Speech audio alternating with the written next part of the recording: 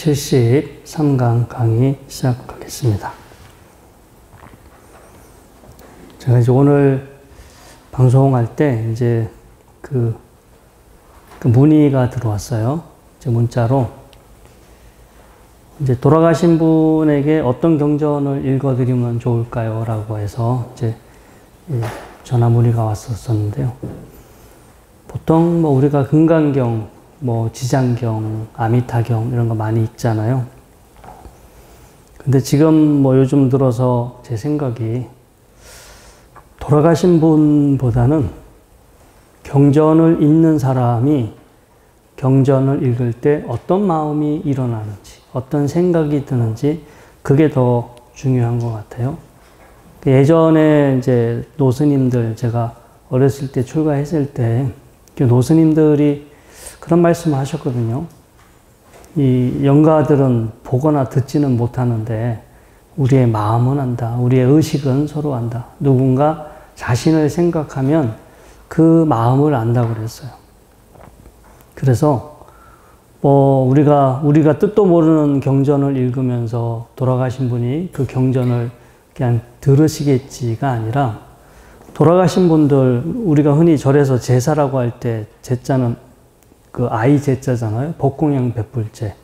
집에서 지내는 제사는 제주도 할 때 제자, 그런 어이 제자고, 절에서 뭐 49제, 예수제, 천도제, 뭐 관음제일, 지장제일, 이때 쓰는 다 제자는 아이 제자입니다. 법공양 베풀제이기 때문에 돌아가신 분에게 법공양을 올리는 거예요. 음식도 올리겠지만 좋은 말씀을 돌아가신 분에게 들려드리는, 좋은 마음을 또 공양 올려드리는 건데, 이제 이것도 옛날 어른 스님들한테 들었어요. 영가들은 어딘가 생각만 하면 가는데, 죽었을 때의 마음으로 그 상태가 계속 반복되고, 스스로 생각을 못 한다고 그랬어요. 우리가 죽을 때 좋은 마음으로 죽는 사람들이 흔치가 않아요. 왜냐면, 아무도 죽음을 환영하지 않기 때문에. 죽을 때 아유 너무 좋다, 이제 죽게 돼서 너무 좋다, 이런 사람이 거의 없잖아요. 죽기 싫어하고 의식이 없거나 너무나 죽기 싫어하고 무서워하고 또 뭐 강한 분노나 원한을 가질 수도 있고, 대부분이 뭔가 부정적인 상태로 죽음을 맞이하게 되는데, 그래서 만약에 죽었을 때 상태가 계속 지속이 된다면 좋은 마음 상태는 아닐 거고요. 또 그러한 상황에 처해 있겠죠.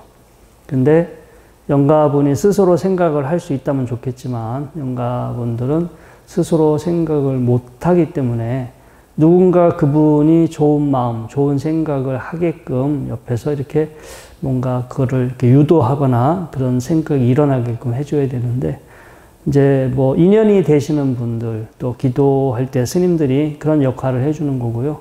그래서 어떤 꼭 경전을 그분들에게 들려드리는 것도 의미가 있긴 하지만, 제가 보기에는 경전을 읽는 사람이 어떤 경전을 읽을 때 막 기쁘고 또 발심이 되고 뭔가 이제 뭐 그런 긍정적인 마음이 일어난다면 그런 마음을 돌아가신 분이 바로 그런 마음을 공유하게 되고, 또 돌아가신 분이 그렇게 해서 좋은 마음이 되었을 때 당연히 좋은 곳으로 바로 이렇게 가실 수 있지 않을까, 그런 생각을 해봤어요. 저도 뭐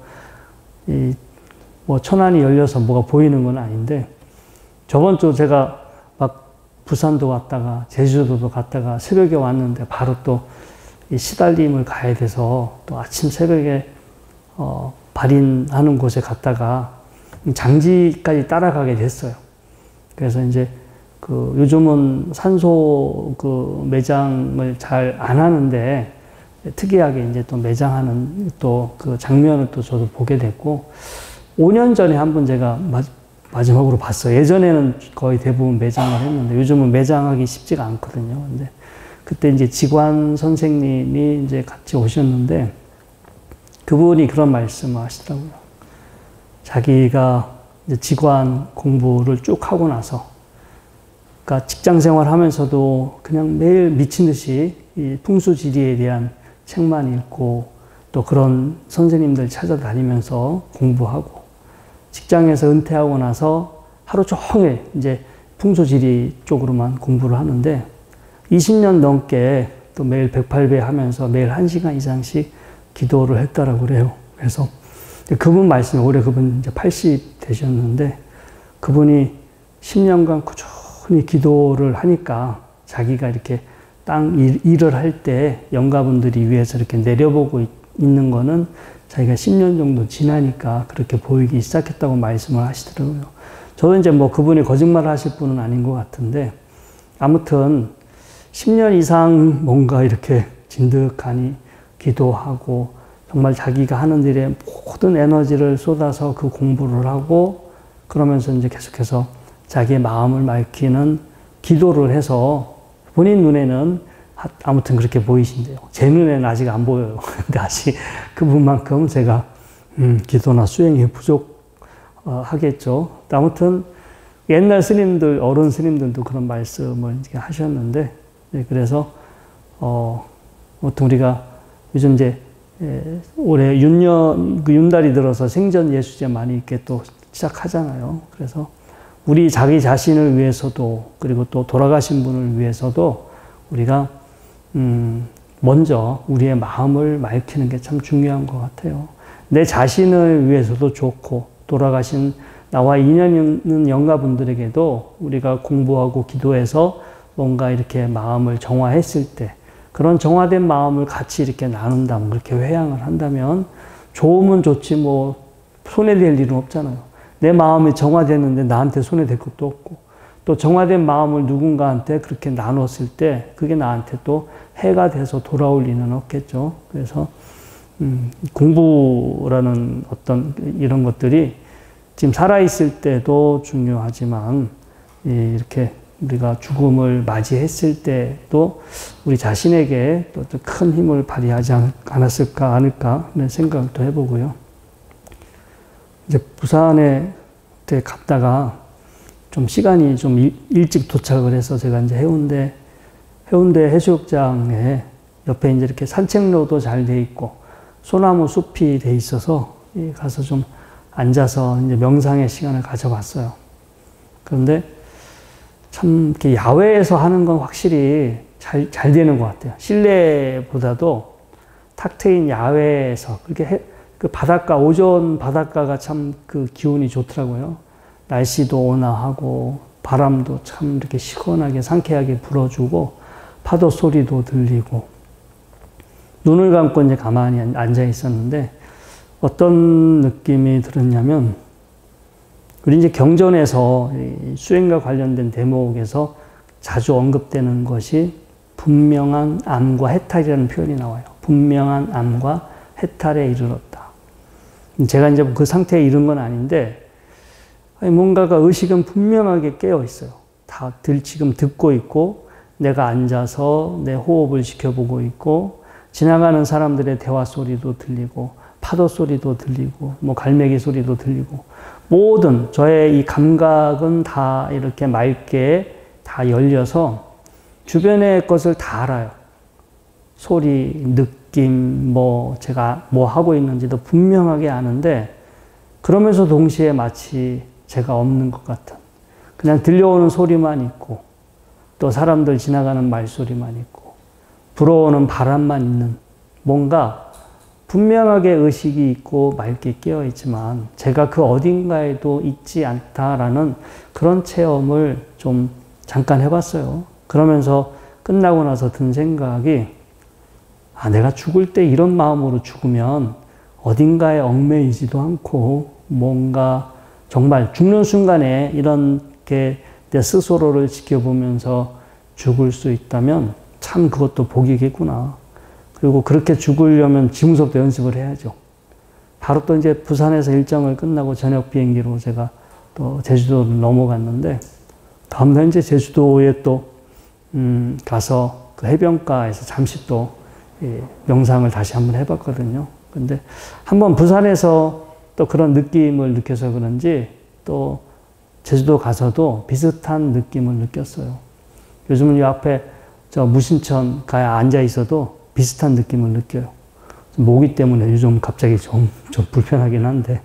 아무튼 이 실내에서 하는 것보다 바깥에 앉아 있으니까 확실히 감각이 더 훨씬 더 열리고 분명하게 깨어 있으면서 뭔가 주변의 상황에 내 마음이 동요되거나 흔들리지 않는 그런 상태를 저뿐만 아니라 여러분들도 지금 뭐 이렇게 하시면 이제 체험하실 수 있고요. 그리고 그런 감이 중요한 것 같아요. 내가 수행을 할 때, 요런 느낌으로 나의 호흡을 바라본다면, 요런 느낌으로 나의 주변의 상황을 내가 이렇게 동요하지 않고 흔들리지 않고 거기에 이렇게 엮여가지 않으면서 이렇게 그냥 알긴 알아요. 알긴 아는데 마음이 흔들리지 않는 그런 방식으로 바라본다면 우리의 마음이 점점 더 뭔가 이렇게 좀 본래의 상태 혹은 뭔가 일어나지 않는 상태, 이런 상태로 더 가까워지지 않을까라는 이제 생각이 들고요. 아무튼 그렇게 해 나가는데 가장 사실은 이제 핵심적인 역할을 하는 게 바로 호흡인 것 같아요. 이 부처님께서 그 열반에 이제 들으시기 4개월 전에 앞으로 내가 이제 4개월 후에 열반에 들겠다라고 이렇게 예고를 하셨죠. 이 복구경에 이제 이런 대목이 나오는데 부처님께서 앞으로 열반에 이제 든다고 선언을 하신 후에 이제 뭐 이미 아란과를 성취하신 분들은 전혀 뭐 사실은 동요하지 않았고요. 근데 아직 수행을 하고 있는 스님들은 막 이제 우왕좌왕하고 마음이 흔들리고 누구를 스승으로 삼아야 되느냐. 부처님 장례식은 어떻게 치러야 될까? 부처님 돌아가신 후에 누가 이 교단을 물려받을까? 막 그런 것 때문에 수행이 손에 잡히지가 않고 3, 4, 5 모여서 서로 이제 뭐 떠들고 막 이렇게 어수선한 분위기였죠. 근데 그때 이 띠싸라고 하는 그 스님이 있었는데 이 스님은 좀 다르게 생각을 했어요. 내가 살아계신 부처님을 뵐 수 있는 시간이 이제 4개월밖에 안 남았다. 4개월 후에는 내가 저렇게 생존해 계신 부처님을 뵐 일이 없고 그리고 저 가르침을 내가 듣고 싶어도 더 이상 부처님으로부터 직접 가르침을 들을 수 없다. 그래서 무슨 한이 있더라도 부처님이 살아계신 동안에 나도 기필코 도와 가를 성취해야겠다. 이렇게 굳은 마음을 먹어요. 그때부터 뭐 앉아있든 걷든 눕든 하루 종일 아침에 눈을 떠서 저녁에 잠잘 때까지 또 잠자는 시간도 줄여가서 온종일 수행에만 전념합니다. 현재, 지금 이 순간 현재를 알아차리는 거에 온 주의를 기울여요. 제가 아까 오늘 실습하기 전에도 말씀을 드렸지만 이 만물이 작용하고 있는 어떤 순리가 있거나 만물의 어떤 특성이 있을 거예요. 근데 우리가 그거는 지금 이 순간 현재 경험하는 것에서 우리가 알 수 있지. 우리 머릿속에서 해답을 찾을 수 있는 것도 아니고 다른 차원으로 가서 해답을 찾는 게 아니에요. 무언가 답이 있다면 현재 지금 우리가 경험하고 있는 직접 경험하고 있는 것에서 답을 찾아야지 다른 곳에서는 답을 찾을 수가 없어요. 정말 논리적으로 맞지가 않아요. 그럼 현재 이 순간 우리가 이렇게 경험할 수 있는 게 가장 대표적인 게 호흡이에요. 우리는 과거의 호흡을 알 수 없고 미래의 호흡을 알 수 없어요. 호흡은 지금 이 순간 벌어지고 있는 현상이고 내 안에서도 호흡이 일어나지만 호흡은 또 내 바깥에하고 연결이 되죠. 바깥에 있는 것이 들어왔다 나가니까 안과 밖, 내 몸과 마음 모든 것이 연결되어 있는 거고 지극히 지금 이 순간을 경험할 수 있는 하나의 좋은 매개체가 되고 그리고 어떤 걸 거치지 않고 다이렉트로 직접 경험해. 호흡은 다른 걸 통하지가 않아요. 직접 내가 여기서 경험하는 거고 그리고 호흡을 통해서 결국 지금 내가 나라고 생각하는 거 내가 살아있다라고 하고 있는 것은 숨을 쉬고 있는 과정일 뿐이에요. 숨을 쉬고 있는 과정이고 그리고 이 과정이 멈추면 뭐 더 이상 어디 가서 나다 내 것이다라고 할 수 있는 것을 사실은 찾을 수가 없겠죠. 그래서 답이 있다면 지금 이 순간 현재 내가 경험하는 것에서 분명히 답이 있을 거고 그리고 지금 이 순간을 바라보게 하고 지금 이 순간에 우리의 마음을 머무르게 할 수 있는 거가 바로 호흡이죠. 그래서 호흡이 불교 수행에서는 정말로 중요하고 핵심적인 거고요. 그리고 호흡을 통해서 우리가 이렇게 공부를 할 수 있다면 호흡뿐만 아니라 나머지 이제 뭐 걷는 행위를 통해서 또 제가 이제 뭐 요즘 그 사시기도 이제 어제도 하고 내일도 이제 또 다시 기도를 들어가야 되는데 연부를 하잖아요. 정근할 때 이렇게 정근하고 있는 저의 모습을 편안하게 바라보면서 정근을 해요. 그것도 좋은 방법인 것 같아요. 나의 호흡을 이렇게 고요하고 편안한 마음으로 나의 호흡을 바라보듯이 내가 목탁을 치고 지금 정근을 하고 있는 그러한 모습을 또 편안하게 바라보면서 그때 또한 이제 공부를 해요. 그래서 호흡을 가지고 여러분들이 명상을 잘 할 수 있게 되면 호흡뿐만 아니라 나머지 다른 곳에서도 얼마든지 더 확장시켜서 호흡을 지속시킬 수가 있고요. 그래서 그 감을 아는 게 중요한 것 같아요. 내가 어떻게 지금 이 순간 이렇게 바라봐야 하는지 어떤 딱 감을 잡으면 그때부터 이제 수행이 또 재밌어지기도 하고 편안해지기도 하고 여러 가지 많은 환경에서도 다양한 상황에서도 같은 그 감을 유지하면서 우리가 이제 수행을 할 수가 이제 있겠죠. 그렇게 되기 위해서 우리가 본격적으로 할 때 호흡을 가지고 하시는 게 가장 이제 효과적이고 도움이 될 수 있습니다. 자, 이제 이 호흡에서 16단계, 뭐 16과정, 뭐 16가지 특성 여러 가지 표현하기도 하는데요. 이 경전에서 나오는 이제 16단계 중에 이제 첫 번째 4개의 어떤 과정, 4개의 조를 한번 먼저 살펴보겠습니다. 자, 그는 들이쉬면서 들이쉬는 숨을 주의를 기울여 알아차린다. 그는 내쉬면서 내쉬는 숨을 주의를 기울여 알아차린다. 길게 숨을 쉴 때는 길게 숨을 쉰다고 주의를 기울여 알아차리고 짧게 숨을 쉴 때는 짧게 숨을 쉰다고 주의를 기울여 알아차린다.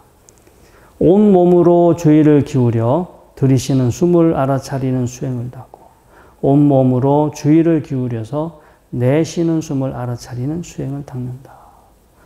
호흡을 전차 가라앉히면서 주의를 기울여 들이쉬는 숨을 알아차리는 수행을 닦고 호흡을 점차 가라앉히면서 주의를 기울여 내쉬는 숨을 알아차리는 수행을 닦는다.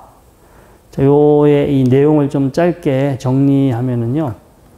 16개 중에 과정 중에 첫 번째 4개 조가 나옵니다.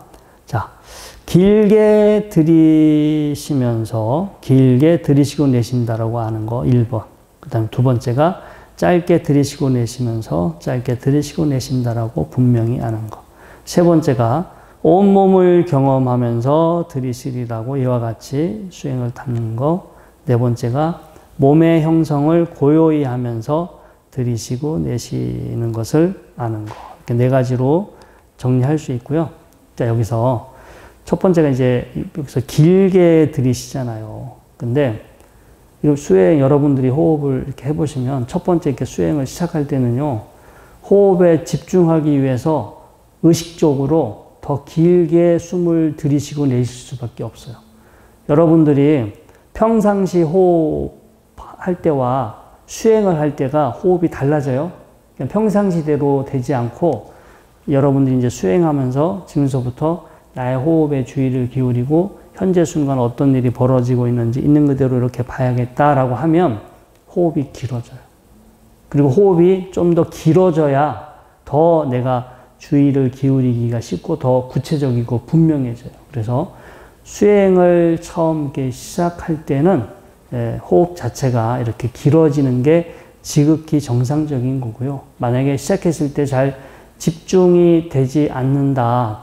이제 그렇게 느껴지시면 호흡을 좀 더 의식적으로 이렇게 숨을 쭉 이렇게 들이쉬고 내쉬면서 들이쉬고 내쉬는 호흡에 여러분들 이렇게 집중해 보시기 바라고요. 그 다음에 이제 짧게가 나오잖아요. 짧게.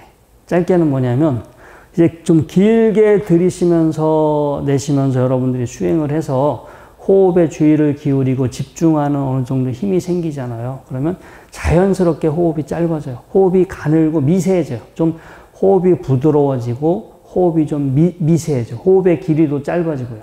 처음에는 의식적으로 해야 되니까 호흡이 좀 더 길어졌지만 안정을 찾으면서 그리고 이제 호흡에 집중이 되면서 호흡이 되게 좀 부드러워지고 가늘고 좀 더 미세해지고 약간 짧아진다. 그래서 시작할 때 그리고 좀 어느 정도 진도가 나갔을 때 호흡이 달라져요. 우리가 막 처음에 뭐 운동할 때는 숨이 차니까 이렇게 호흡이 거칠지만 좀 더 가만히 쉬면 호흡이 이렇게 차분해지잖아요. 그래서 수행을 할 때는 이제 의식적으로 집중해야 되기 때문에 호흡이 좀 길어지지만 이제 호흡이 익숙해지고 수행이 익숙해지고 좀 몸이 좀 차분해지면 자연스럽게 호흡이 이렇게 짧아지는 이 단계로 이렇게 가게 되고요. 그 다음에 길게와 짧게. 그냥 이게 어느 순간 이제 다시 본래의 본인 패턴으로 돌아오는 거예요. 평상시 뭐 내가 꼭 길게 해야겠다, 짧게 해야겠다가 아니라 계속 반복이 되면서 그냥 무의식적으로 저절로 이제 어느 정도 호흡이 진행이 되겠죠. 이때는 그냥 자연스럽게 되어지는 그런 호흡을 따르시게 됩니다. 그래서 상황에 따라서 길게 들이실 때도 있고, 뭐 짧게 들이실 때도 있고, 자연스럽게 진행되는 호흡이 수행의 대상으로 이제 바뀌게 되고요. 그 다음에 온몸을 경험하면서 이런 표현이 나오잖아요. 그래서 여기서 이 몸은 전통적으로 두 가지로 보통 해석이 됩니다. 첫 번째, 그냥 말 그대로 몸. 온몸에서, 온목, 가슴이든 배든 온몸에서 들이쉬면서 내쉬면서 온몸에서 호흡을 경험한다. 이런 뜻이 있고요. 두 번째가 이 몸이라는 표현이 빨리 열어 까야 하는데, 몸이라는 그 표현이 원래는 호흡을 지칭하는 말이다. 그래서 이제 몸의 행위를 대표하는 어떤 그 표현으로 사용되었기 때문에 이 경전에서의 몸은 다른 아마 호흡과 동일한 의미일 것이다. 이렇게 해석해. 하나는 몸 그 자체. 그러니까 몸 두 가지도 해보면은 또 다 맞아요. 어떤 경우는 정말 내가 숨을 들이쉴 때 온몸에서 호흡이 느껴져요. 온몸으로 숨을 들이쉬고 온몸으로 숨을 내쉬는 것 같고. 두 번째 그 몸이라는 것을 이제 만약에 호흡이다 이렇게 국한시키면 호흡 하나가 호흡을 시작하는 거, 들이쉬는 그 순간서부터 완전히 호흡을 다 내쉴 때까지 한 5초 걸립니다. 천천히 들이쉬고 내쉬면 5초인데 이게요. 그 5초 동안 집중을 놓치지 않고 온 호흡을 다 따라가서 알아차린다는 거가 의외로 쉽지가 않아요. 어쩌다 되는데 그렇다고 또 한번 또 다시 해보려면 금세 딴 생각에 빠질 수도 있어요. 그래서 제가 수행을 하시는 분들이 막 잡생각이 많아요 라고 막 이렇게 물어보면 그래요. 그냥 딴 거 하지 말고 딱 한 번, 딱 한 번 숨 한 번 들이쉬고 내쉬는 그 한 번의 수행만이라도 제대로 해봐라. 5초밖에 안 걸리는데 그 5초 동안만이라도 잡생각 하지 말고 딱 시작해서 호흡이 완전히 끝날 때까지 그 한순간 아주 집중해서 들이쉬고 내쉬라. 한 번이 잘 되면 이제 두 번에 도전을 하고, 두 번이 되면 세 번에 도전하고, 여러분들 한 5번쯤 가면 또 잊어버려요. 5번쯤 가면 또 싹 또 딴 생각에 또 빠져. 그러면 흐트러졌잖아. 그럼 다시 한 번부터 시작하셔야 돼. 이제 한 번 제대로 들이쉬고 내쉬는 것만 제대로 한번 해봐야겠다. 그래서 한 번 성공하면 또 두 번에 도전하시고, 이렇게 하시다 보면은, 이렇게 짧은 시간 안에 호흡에 집중하는 그 힘, 이런 것들이 이제 빨리 커질 수도 있고요. 그리고 여기서 아까 그 몸이라는 거가 온몸, 지금 말한 몸뚱아리를 지칭할 수도 있고, 호흡이 시작해서 끝나는 하나의 전체적인 그 과정을 이제 만약에 온몸이라고 봤을 때 시작해서 끝날 때까지 중간에 놓치지 않고, 중간에 끊어지지 않고 온전하게 알아차림이 유지되는 거죠. 그리고 두 번, 세 번 할 때까지 계속해서 그 순간순간 끊어지지 않고 하게 되면 그게 이제 뭐 5분이 되고 10분이 되고 막 그게 어느 정도 시간 동안 알아차림이 유지가 되잖아요. 부처님께서 마지막 유언이 방일하지 말아라. 내가 간곡히 부탁하노니 방일하지 말아라. 그러니까 방일은요, 깨어있지 않은 상태예요. 알아차리지 못하고 있는 상태가 방이라는 상태거든요. 근데 우리는 사실 지금은 정신은 있지만 늘 알아차리고 있는 상태는 아니에요.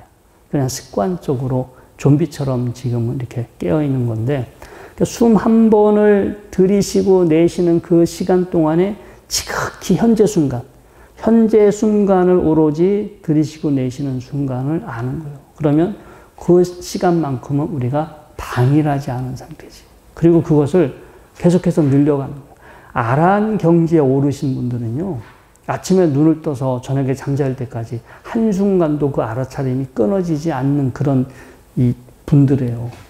우리 생각에는 뭐 나도 뭐가 또 보이고 뭐가 깨달으면 뭐 아라한이 될 것 같은데, 아라한에 되신 분들은 한순간도 알아차림이 끊어지지 않는다. 여러분들이 아라한 되고 싶은 분들은 부지런히 시간을 늘려보세요. 부지런히 한 번서부터 시작해서 그게 10번이 되고 100번이 되고, 염주 108염주 돌리시면서 숨 이렇게 들이쉬고 내쉬고, 내가 온전히 들이쉬고 내셨을 때만 딱 카운팅을 하셔서 108번 딱 됐을 때 한번 여러분들 한번 도전해 보시고, 108번이 됐다 그러면은 그 다음 이제 뭐 한 30분이 될 수도 있고요. 자, 그래서 이 몸은 이 두 가지로 전통적으로 해석이 된다고 했고요. 그 다음에 이 교리문답의 짧은 경에서도 이렇게 이 표현이 나와요. 이 교리문답의 짧은 경의 설법의 주체는 그 담마딘다 비군이죠.